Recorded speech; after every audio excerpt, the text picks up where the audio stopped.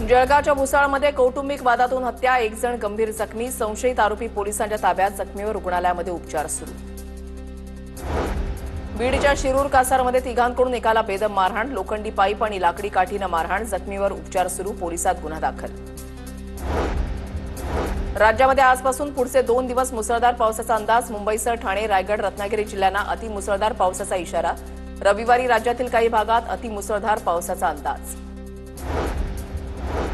Maharashtra police दलामधील शिपायांची 15,000 पदं भरली जाणार, विहित वयोमर्यादा ओलांडलेल्या उमेदवारांना विशेष बाब म्हणून आणखीन एक संधी मिळणार। 2022 पासून ते 2025 पर्यंत या 4 वर्षांच्या कालावधीमध्ये वयोमर्यादा ओलांडलेल्या उमेदवारांना फायदा होणार।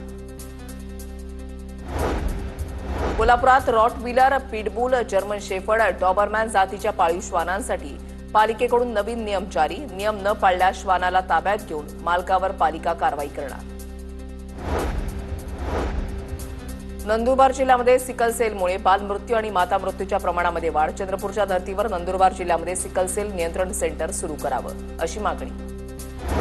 हिंगोलीच्या वसमतमधील गुंडा शिवारामध्ये महिला पुराच्या पाण्यामध्ये वाहून गेल्या, सखुबाई भालेराव, गयाबाई सारोळे असं वाहून गेलेल्या महिलांची नावं।